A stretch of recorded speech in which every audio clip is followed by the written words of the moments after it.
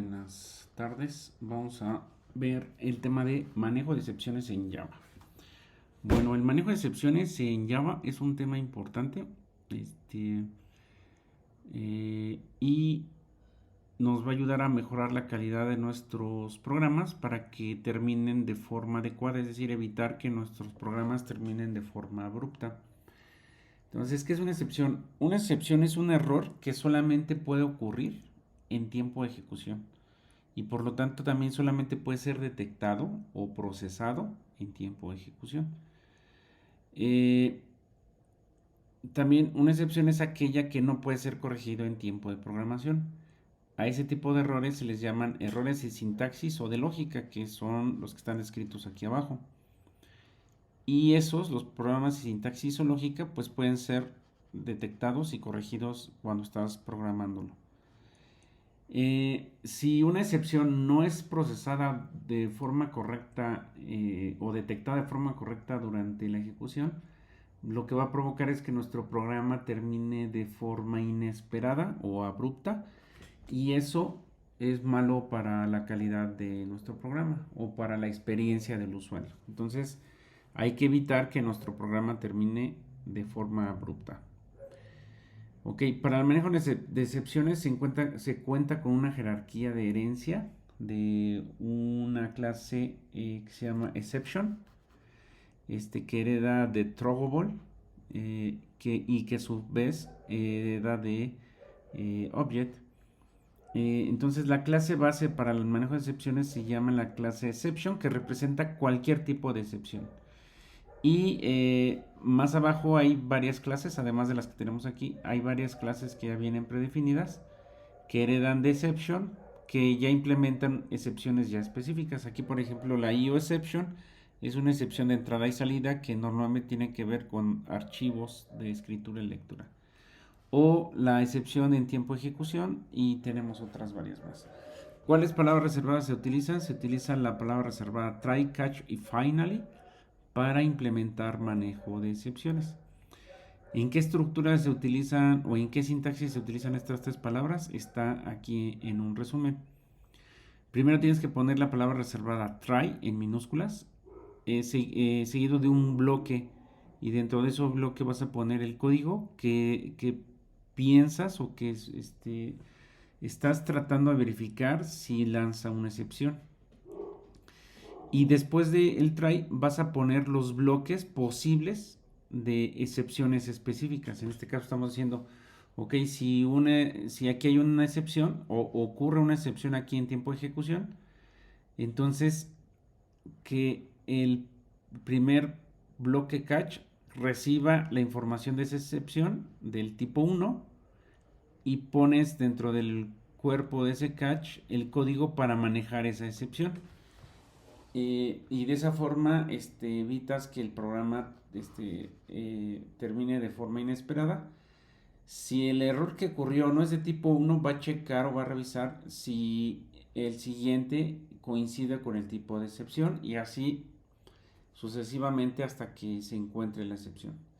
Y bueno, el bloque finally siempre se ejecuta incluso si se lanzó la excepción o no se lanzó la excepción. Y se pone junto con try catch justamente para poner tareas de limpieza. Por ejemplo, si ocurre una excepción y la quieres procesar, forzas pasar por finally a lo mejor para hacer labores de limpieza o desconexión a recursos. Ahora aquí tenemos el mismo bloque, pero ahora con ejemplos más específicos, en donde la excepción de nivel general queda al final, como para establecer un mecanismo de defensa en profundidad. Es decir, probamos el código que podría generar una excepción y primero verificamos si es una excepción de entrada y salida.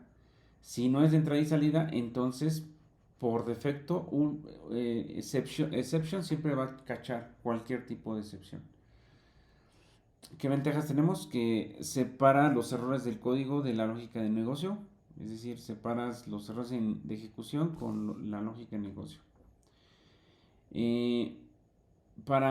Otra ventaja es que Java controla la llamada a los métodos a través de una pila de llamadas a los métodos. Y con esa misma pila se propaga o se lanzan las excepciones. Y con ello le puedes dar trazabilidad de dónde viene la excepción. Y otra ventaja es que puedes agrupar los errores por tipo de excepción. Bueno, ¿qué es la propagación? Bueno, pues es justamente eso.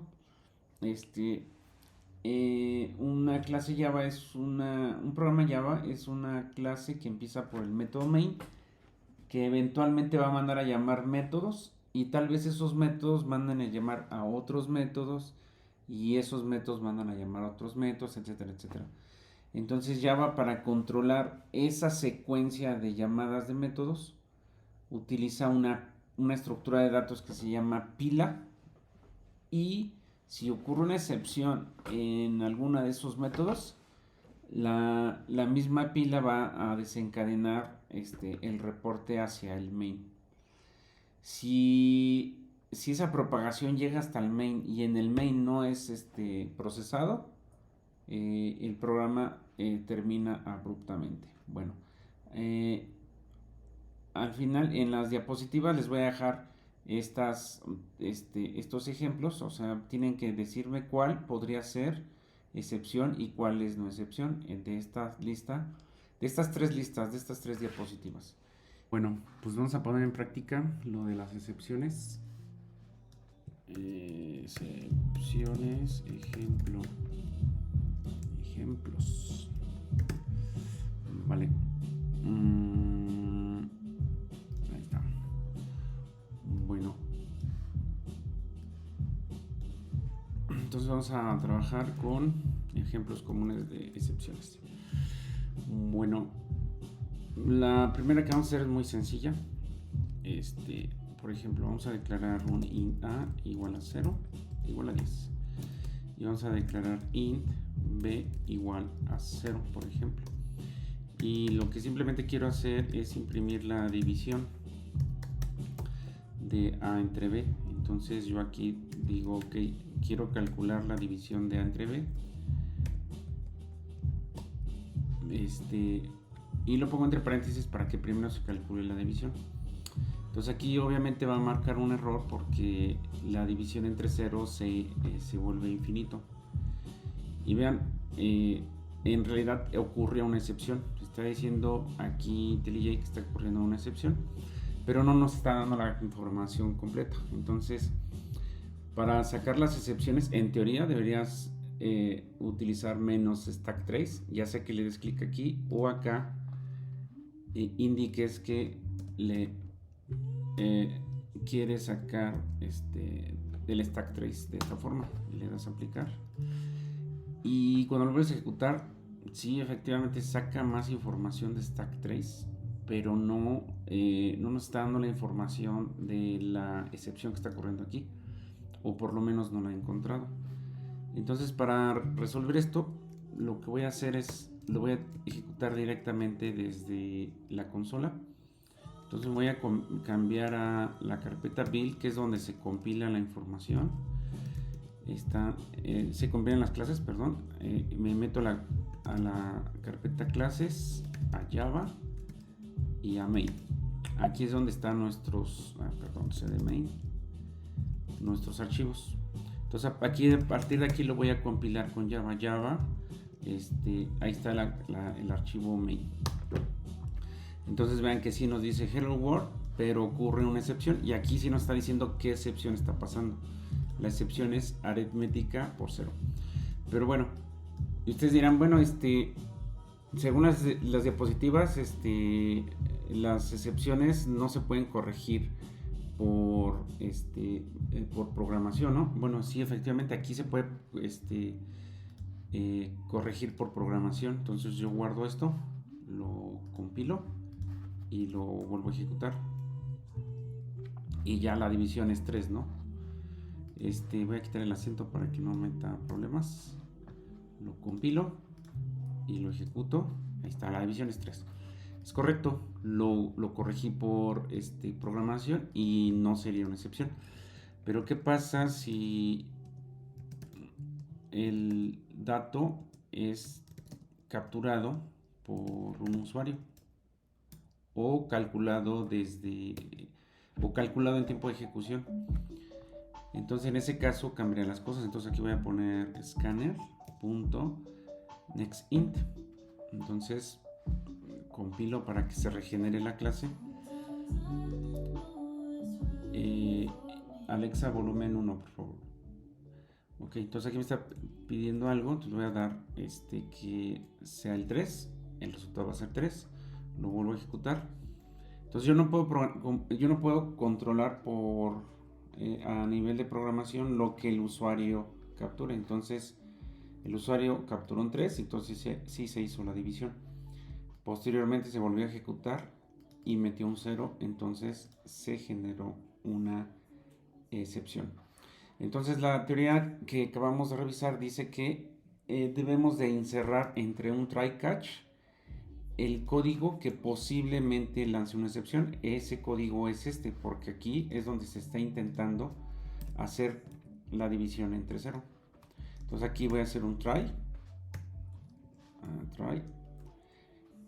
Voy a meter el código que hace que genera control Z, que genera la excepción aquí, y voy a poner la sección de catch indicando el tipo de excepción que estoy esperando. De hecho aquí no nos está diciendo, es arithmetic exception, y el objeto que se genera de la excepción. En este caso el objeto es un objeto que va a recopilar toda la información de la excepción y la va a poner aquí. Entonces yo aquí puedo utilizar ese objeto para indicar qué errores. Entonces hay un método que se llama print stack trace que te va a pintar toda la pila de errores.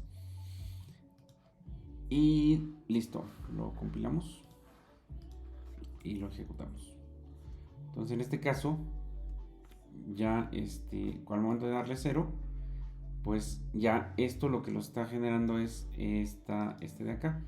Es decir, está comportando igual. Pero ¿qué pasa si en vez de esto yo digo SUT no se puede dividir entre 0? Y aquí pongo, después de este try, pongo un SUT para indicar que pues se llegó al fin del programa, y se llegó de forma adecuada. Entonces lo compilo y le digo por ejemplo un 10, se hizo la división correctamente y se llegó al fin del programa. Ahora, ¿qué pasa si lo vuelvo a ejecutar y le doy un 0? Entonces ya no terminó abruptamente, le avisamos al usuario que no se puede dividir entre 0 y efectivamente llegamos bien al fin del programa y el usuario no recibió ninguna información de otro tipo. Bien, ahora vamos a hacer un cambio. Ahora vamos a suponer que el texto, o más bien la entrada, la estamos obteniendo como texto, es decir, que vamos a hacer un integer.parseInt y que vamos a convertir lo que capturemos por escáner, pero como texto. Es decir, lo vamos a capturar como texto y lo vamos a convertir a entero. Entonces en un escenario ideal el usuario siempre estaría metiendo valores numéricos, pero no podemos controlar eso. Entonces compilamos y lo probamos. Entonces es decir, lo ejecutamos. Entonces si metemos un 2 se va a capturar como string, el parseInt lo va a convertir en entero. Va a ser exitoso porque un string 2 sí se convierte en entero. Entonces 10 entre 2, 5, fin del programa. Pero como bien les dije, hay cosas que no se pueden programar, que no se pueden controlar con programación. Por ejemplo, que el usuario diga, bueno, quiero meter el 2, entonces lo mete así. Entonces el integer parseInt no va a encontrar un equivalente numérico para el 2 con letras y va a ocurrir otra excepción. Y ustedes se preguntarán, ¿pero por qué ocurre la excepción si ya tenemos procesadas las excepciones? Bueno, porque hicimos el procesamiento de las excepciones de tipo aritmética, que sí considera pero además este no está dentro del bloque de try catch. Pues no importa, a ver, vamos a hacerlo, los metemos acá y lo volvemos a compilar. Y le decimos 2, ok, ya está en el bloque try catch, pero sigue marcando el error. Bueno, la cuestión es que estamos procesando esta, pero ahora en este caso es otro tipo de excepción, que es el number format exception. Entonces, como decían las diapositivas, podemos encadenar el tipo de excepción. Entonces aquí pongo otra excepción, en donde ahora va a ser de tipo number format exception. Number format exception. Le pongo nombre al objeto. Y aquí voy a poner otro mensaje. No capturaste el dato correctamente, por ejemplo. ¿Vale? Y entonces ahora sí, cuando ocurra un error de que estoy metiendo algo mal por el escáner, primero va a preguntar si el error es de tipo excepción aritmética. No lo es. Entonces va a ir al siguiente, va a decir, ¿es de tipo number format exception? Sí. Entonces procésalo. Entonces vamos a probarlo, lo compilamos, lo ejecutamos y le vamos a poner 2. Entonces dice, no capturaste el dato correctamente. ¿Vale? Y por último, pues voy a poner aquí el finally, en donde siempre se va a ejecutar. Siempre se ejecuta. Y como dije, el finally normalmente se utiliza, por ejemplo, si aquí estuviste haciendo algo que, no sé, hacía conexión a un recurso o abría un archivo, etcétera, y ocurrió algo, pues aquí lo puedes cerrar. O sea, independientemente de lo que pase, si abriste un recurso, siempre aseguras la ejecución de finally para cerrar recursos. Entonces vamos a probarlo. A ver, Java main, que se ejecute normal, siempre se ejecuta, ¿no? Siempre se ejecuta. Ahora una ejecución alternativa, que por ejemplo meto un 0, ocurre una excepción, no se puede dividir entre 0, pero siempre entra al finally. Y bueno, aquí les estoy mostrando dos tipos de excepción. Les voy a mostrar una tercera y con eso ya terminamos. Voy a crear una nueva clase, que la voy a poner aquí mismo, la voy a llamar, en este caso va a ser una lectura de un archivo. Ahí está. A le voy a poner un main y le voy a decir que quiero abrir un archivo, en este caso es string. Le voy a poner ruta, es igual a datos.txt. Entonces quiero abrir un archivo que se llama datos.txt, y para eso pues voy a utilizar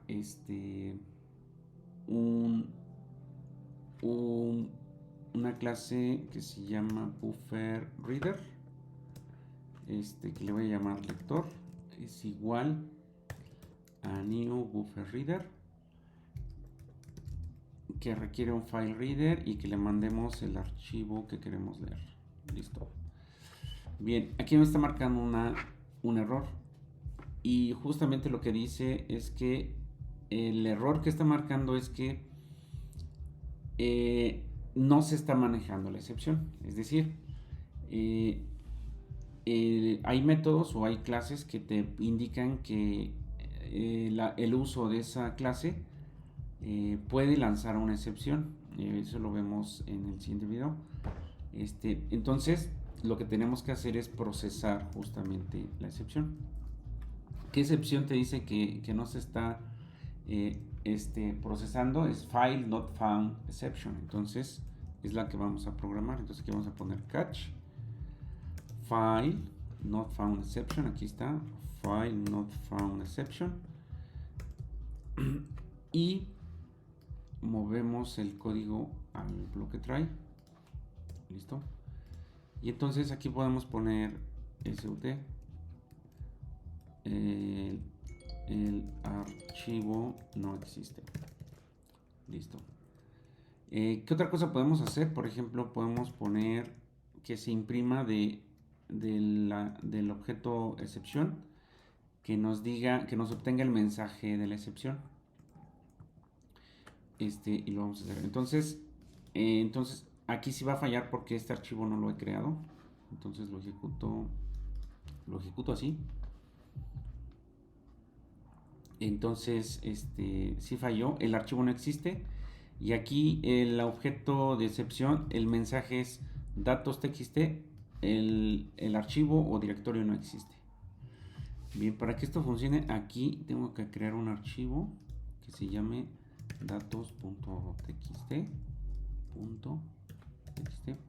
y le meto cualquier información, lo guardo y cuando lo ejecuto, listo, ya no hace nada con el archivo, pero ya está funcionando. Y bueno, si ejecuto esto acá en terminal, debería funcionar igual. En vez de main sería leer archivos. Ahí está, el archivo no existe. Y en este caso, porque el contexto de este programa pues es el mismo, desde donde lo estoy ejecutando, lo espera aquí, touch, a ver, datos.txt y lo ejecuto. Ahí está, sí funcionó porque creé el archivo datos, ¿vale? Hasta aquí estos ejemplos. Más adelante haré otros videos acerca de excepciones con más detalles. Uno de ellos es justamente cómo indicarle a un método que puede lanzar algún tipo de excepción para que desde un main donde se utilice el método se nos force a procesar las excepciones, como aquí se nos forzó con el constructor, el método constructor FileReader.